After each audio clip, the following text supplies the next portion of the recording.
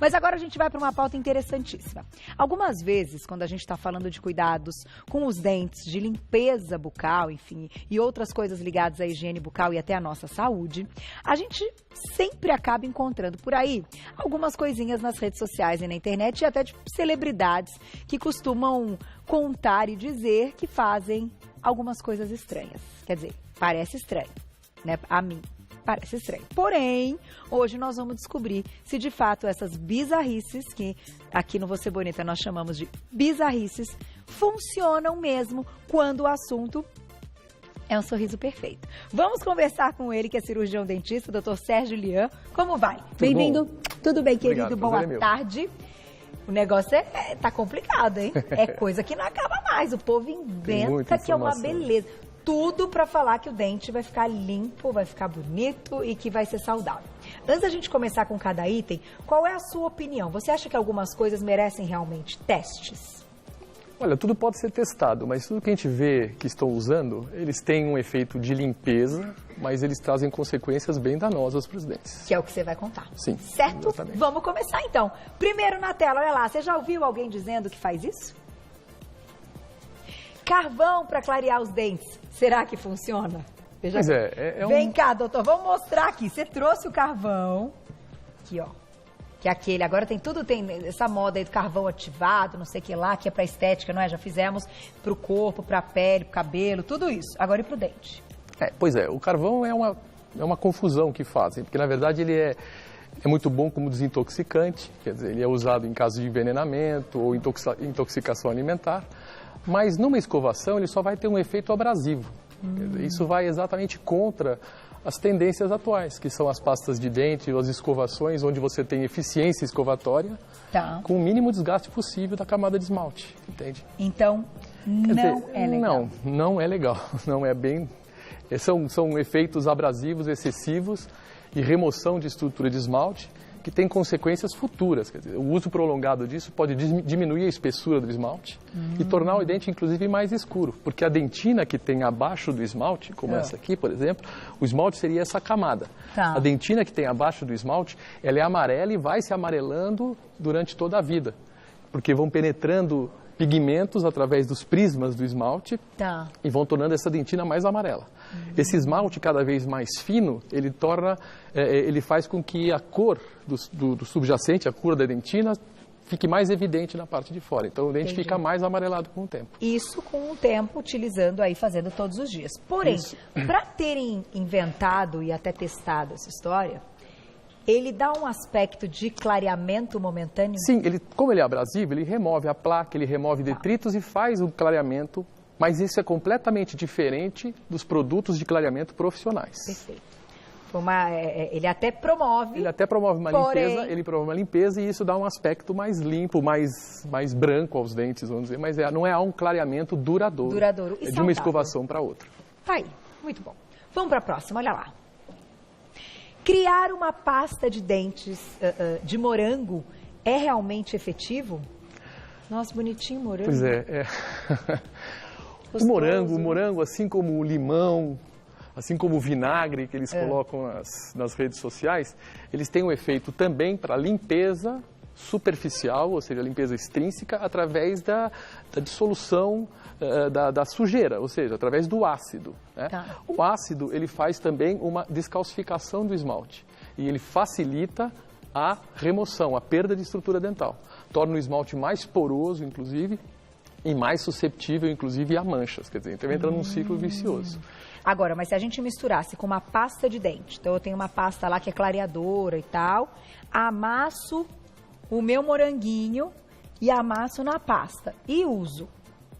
Eu não vejo sentido, Desnecessário, né? Existem tantas pesquisas para se conseguir maior eficiência de limpeza, maior eficiência de desintoxicação mesmo dos dentes, através das pastas, e isso associado ao menor desgaste possível dos dentes, ou seja, preservação dos dentes, e achar que colocar um limão ou então acentuar.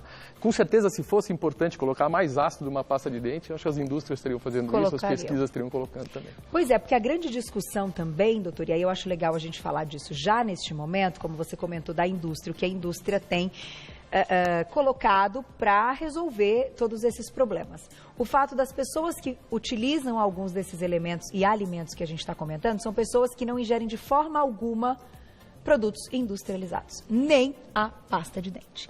Então, como é que é isso? Até porque a gente não engole a pasta de dente. Então, fico eu pensando, nesse caso, o fato de ser industrializado, de ter ali alguns elementos que a gente sabe que não fazem bem para o organismo, mas para a gente usar só para os dentes e depois bochechar e expelir, vai fazer mal? Olha, veja bem, se tem ácido ou se é abrasivo, isso faria mal. No caso das pessoas que não querem usar uma pasta de dente, às vezes usar a própria escova. Simplesmente a ação mecânica da escova já faz a remoção de placa bacteriana e de tato. Quer dizer, o uso da pasta de dente tem os seus benefícios químicos, vamos dizer, mas ela também torna a escovação mais agradável. Seria esse. Sem dúvida. E com sabor. E o hálito também. Exato, perfeito. Também. Nós estamos falando Agora, do com hálito, relação à limpeza, a ação mecânica é até mais importante do que a própria pasta de dente. Entendi. A pasta vem aí para a questão do hálito e para... Do hálito e para tornar mais agradável. E tem produtos químicos que também auxiliam, né? E tem o flúor também. Hoje em dia, estava esquecendo de falar, o flúor é extremamente importante para a composição. As pastas de dentes, elas balanceiam também o pH, ou seja, tornam menos ácido, menos agressivas. Então, eu acredito que é bem importante usá-las. Perfeito. Vamos para o próximo na tela. Mas daqui a pouquinho perguntinhas do público, hein? Usar bicarbonato de sódio durante a escovação. Quais os prós e contras? Então, a gente tem o bicarbonato de sódio aqui. Nós caímos de novo... Vou imitar, tá? Ok. Aqui, ó. Nós caímos de novo na abrasividade. Isso as pessoas podem até usar, muito eventualmente, eu não acho necessário. No dentista, por exemplo, se você vai fazer uma limpeza, normalmente eles fazem um jato de bicarbonato. Sim. Devido ao alto impacto do bicarbonato e a limpeza e a remoção muito efetiva de placa bacteriana e de todos os detritos que ficam na superfície. Mas tudo isso promove riscas, promove erosão do esmalte. Quer dizer, então o dente fica mais suscetível, a hipersensibilidade, a cárie e também a remoção, ou seja, perder uma estrutura que não será devolvida. Então, se a pessoa... reversível. Porque quando vai no dentista para fazer a limpeza, normalmente as limpezas também são feitas, não são feitas todo mês, são feitas aí periodicamente. Então, se a pessoa quiser usar o bicarbonato de sódio de 3 em 3 meses... Mas não deixa de ir no dentista também, né, gente? Fazer a limpeza no dentista. Isso aí é uma questão... Eu não sei precisar qual o tempo seria, porque... Que não faria mal, né? Por exemplo, uma limpeza em dentes, você também faz uma raspagem superficial, você faz um jato com bicarbonato e depois você tem a própria saliva, vai tamponar e vai dar uma remineralizada no esmalte do dente, né? Eu não sei dizer em quanto tempo deveria usar. O mais certo é fazer pelo menos uma limpeza a cada 6 meses. No dentista? No dentista, sim. Aí é um acompanhamento, o dentista tem condição de verificar se há alguma alteração, se há presença de bolso, inflamação gengival e verificar onde tem os acúmulos e inclusive alertar o paciente dele sobre que áreas estão sendo bem limpadas ou se não estão, etc. E tal. Perfeito. Então, gente, nem o bicarbonato, precisa não. Vai no dentista. Vamos para o próximo, olha lá, na tela. Escovar os dentes com cúrcuma realmente funciona? Nossa amiga apresentadora... Preta Gil. Bela Gil. Bela Gil, falei errado. A Preta é nossa cantora. Agora, sim, a Bela Gil, apresentadora... Mas eu também confundo às vezes. Ela faz isso, eu acho, né? Então, ela colocou nas redes sociais, então. E aí? Eu vi, a cúrcuma ela tem, pelo que eu li, porque eu também vi essa matéria dela e fui também pesquisar. A cúrcuma tem um efeito anti-inflamatório, mas não tem nenhum estudo que comprove qual a quantidade. Aliás, existe um estudo que mostra que precisaria de uma quantidade muito grande para fazer esse efeito. Além do que, ela é muito cromatizada, ela é corada. Existe o risco de pessoas com restaurações, por exemplo, restaurações porosas, de ter mancha nos dentes.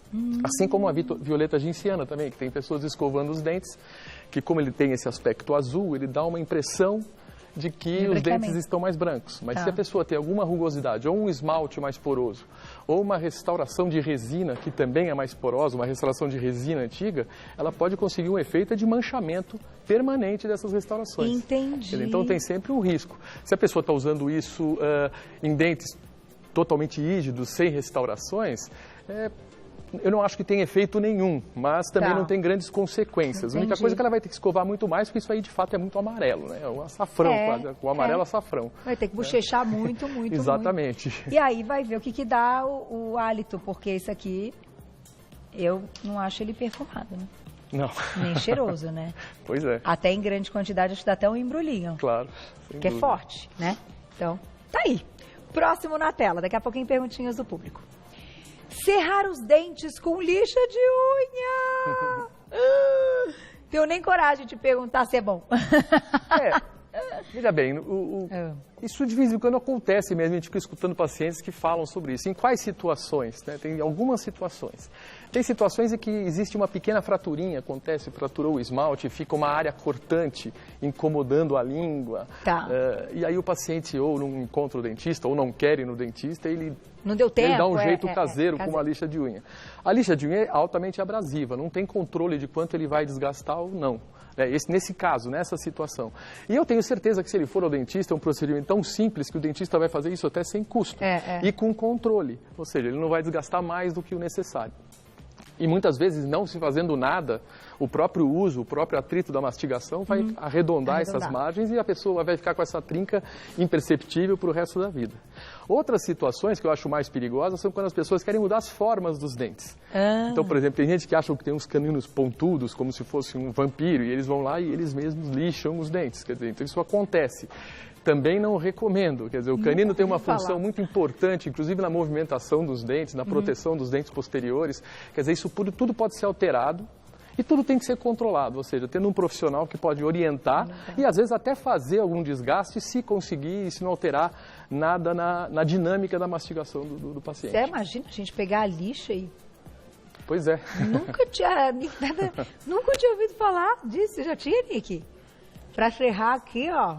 Os dentistas já devem ter escutado falar bastante. Acho meu dente grande, né? Acho meu dente... tudo que fizer é irreversível, né? Não volta. Volta, assim, só com outro tipo de tratamento. Então, é evitar esse tipo de coisa de desgaste, porque são coisas que não tem volta. Sabe o que me lembrou, doutor? As pessoas que colam quando o dente quebra, com aquelas colas que não descolam. Super bonder. A famosa... Isso acontece... Qual o impacto disso? Deixa eu explicar. O que às vezes eles colam não é o dente. Muitas vezes eles estão colando, são restaurações. Eles estão em época de transtratamento, eles estão fazendo restaurações provisórias, às vezes no fim de semana. Infelizmente isso acontece, do paciente se vê com um dente na mão e não consegue encontrar o dentista. Se ele está em tratamento e se isso solucionar, ele pode até colocar o cianacrilato, isso não tem grandes efeitos.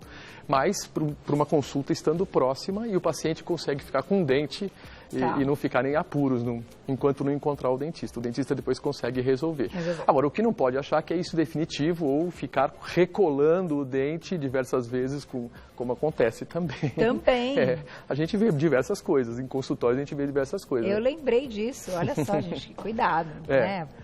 Fazendo como eu falei, se é uma situação em que você não consegue encontrar o dentista ou no fim de semana, porque essas coisas acontecem em Natal, no Carnaval. Total, à noite. Geralmente acontece. Bem assim. Então, é uma solução de emergência que pode ser usada desde que você encontre logo que possível o dentista para resolver. Tá aí. Tem perguntinha do público para você. Olha lá quem escreveu pra gente na tela. Obrigada, Sol, um beijo. Como deixar a prótese dentária branca? Irá ficar diferente dos dentes caso faça o branqueamento dentário? Olha, isso é uma boa pergunta. Quer dizer, por isso que é interessante a pessoa estar sempre fazendo uma consulta antes de pensar em clareamento. Porque se ela tiver restaurações, essas não vão ser clareadas. Se ela tiver uma faceta, uma coroa, uma lente de contato em algum grupos de dentes, esses não serão clareados. Entendi. Quer dizer, então isso aí o dentista pode avaliar e o clareamento clínico ele pode ser feito por sessões e controlado até igualar todas as cores que a pessoa tem na boca. E tem que conversar com um profissional, lógico. Claro, senão... sempre, porque inclusive o clareamento, todo tipo de clareamento, ele deve ser feito depois de uma limpeza. Porque qualquer coisa que vai fazer contato com o dente, tem que estar o dente límpido. Porque se tiver placa, você não tem contato do gel com a superfície do dente. Então ele não consegue ter ação nessa região. Sem dúvida. E agora, por exemplo, aqueles clareamentos que a gente pode fazer em casa, os caseiros mesmo, que tem o gel e tal, que são até vendidos. também, enfim, por aí, até pela internet e tudo mais, eles também podem ter algum impacto negativo se feito de forma incorreta? Precisa, de qualquer forma, da indicação e da orientação do médico? O que eu pessoalmente acredito é o seguinte, esses materiais vendidos em farmácia, aprovados, eles são à base de peróxido com uma concentração bem pequena. Bem pequena. Sim. Mas, dependendo do caso, ou seja, o paciente não tendo uma limpeza da superfície, e na superfície, se houver placa interpondo entre o gel de clareamento e a superfície, não vai ter contato, não vai ter ação. Então você vai ter contato em algumas áreas e não vai ter contato em outras. Entendi. E você vai ter um manchamento dos dentes. É perigoso. É. Tem que tomar cuidado. Tem mais perguntinha, Fu? Quem escreveu pra gente na tela, olha lá.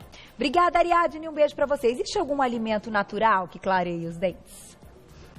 Olha, se houver alguma coisa, seriam ácidos, entende? E são, como nós falamos, eles estão procurando o limão, mas não são clareadores, não são clareadores. A gente tem que explicar que o clareamento com peróxido de carbamida ou peróxido de hidrogênio, ele libera um oxigênio, esse oxigênio penetra o esmalte, chega até a dentina e quebra a molécula de pigmento. Tá. Quer dizer, então vai ter uma ação profunda e duradoura.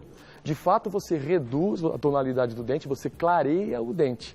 Enquanto todas essas fórmulas, elas simplesmente fazem uma limpeza externa dos dentes. Tá. Com mais eficiência, porque são abrasivos, ou com mais eficiência, porque são ácidos. Tá? Mas são lesivos, entendeu? E não são clareadores de fato. De fato, tá aí. Vamos para mais uma perguntinha, olha lá, dá tempo, na tela. Obrigada, Cláudia, um beijo para você. Me falaram que escovar os dentes com óleo de coco é bom para clarear e tirar tártaro. Experimentei e vi resultados.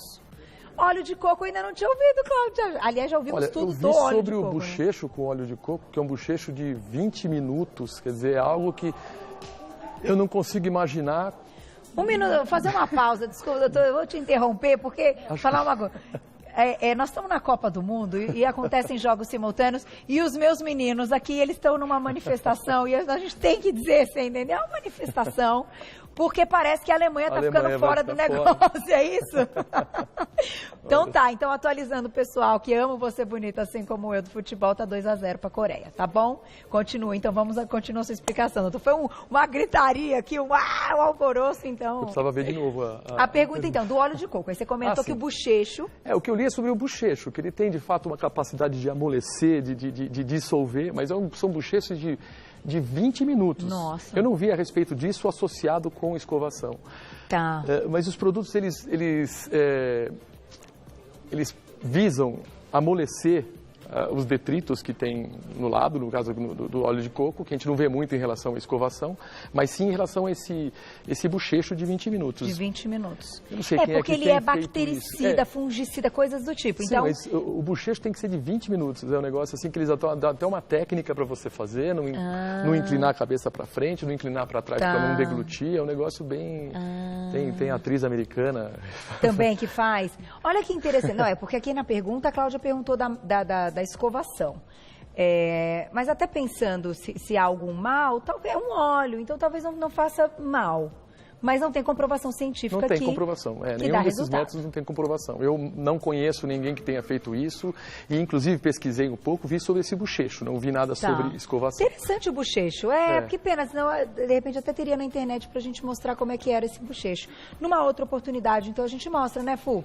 O bochecho com óleo de coco, que também deve estar lá no YouTube, com certeza. Algumas coisas, numa próxima oportunidade, a gente vai colocar. E eu vou agradecer o Dr. Sérgio Lian, que é cirurgião dentista.